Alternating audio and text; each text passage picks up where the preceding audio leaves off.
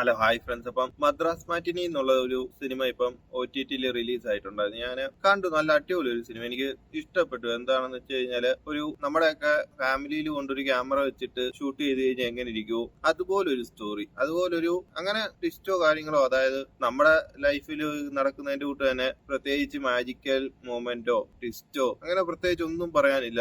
ആദ്യം തൊട്ട് 2 മണിക്കൂർ സിനിമയുണ്ട്. 2 മണിക്കൂർ സിനിമ തുടങ്ങി തീരുന്നിടം വരെ നമുക്ക് ഒരു സ്ഥലത്ത് പോലും ബോറടിക്കാതെ, എങ്കിലും ആ ക്യാരക്ടേഴ്സുമായിട്ടെല്ലാം നമുക്ക് നമ്മുടെ ആരെങ്കിലും ഒക്കെ ആയിട്ട് തോന്നി ആ ഒരു സീനൊക്കെ ഉണ്ട്. സെന്റിമെന്റൽ സീനൊക്കെ വരുമ്പോഴത്തേക്കും ഞാൻ കരഞ്ഞു, എന്റെ കണ്ണീന്ന് വെള്ളം വന്നു. അതാണ് ഒരു സിനിമയുടെ വിജയം. അല്ലെങ്കിൽ നമ്മൾ മനസ്സറിഞ്ഞ് ജീവിക്കണം. അങ്ങനെ എന്തെങ്കിലുമൊക്കെ ഒരു മൂവ്മെന്റ് ഉണ്ടായി കഴിഞ്ഞാൽ ആ സിനിമ അത് വിജയിച്ചു എന്നാണ് അതിന്റെ അർത്ഥം. അങ്ങനെ വെച്ച് നോക്കുമ്പോൾ ഈ സിനിമ അതിൽ പൂർണ്ണമായിട്ട് വിജയിച്ചു. ഇതില് അങ്ങനത്തെ പ്രത്യേകിച്ച് ഒരു ഇതുമില്ല.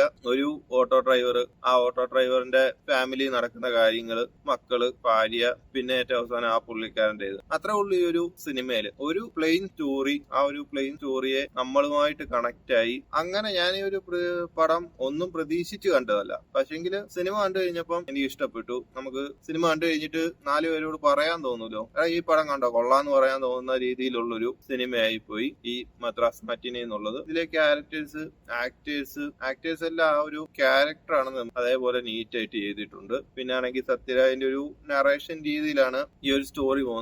അതും നല്ല രീതിയിൽ ഫണ്ണായിട്ട് തന്നെ ചെയ്തു വെച്ചിട്ടുണ്ട്. മൊത്തത്തിൽ എടുത്തു നോക്കുവാണെങ്കിൽ നമുക്ക് ബോറടിക്കാതെ കാണാൻ പറ്റിയ, എന്നാൽ ഒരു മിഡിൽ ക്ലാസ്സുകാർക്ക് നല്ല രീതിയിൽ കണക്ട് ആവുന്ന ഒരു സിനിമയാണ് മദ്രാസ് മാറ്റിനി എന്നുള്ളത്. ആരെങ്കിലും കാണാതെ മാറ്റി വെച്ചിട്ടുണ്ടെങ്കിൽ ധൈര്യമായിട്ട് എടുത്ത് കണ്ടോ, നല്ല അടിപൊളി സിനിമയാണ്. അപ്പൊ ശരി ഫ്രണ്ട്സ്, ആരെങ്കിലും ഈ സിനിമ കണ്ടിട്ടുണ്ടെങ്കിൽ നിങ്ങളുടെ അഭിപ്രായം പറയാം.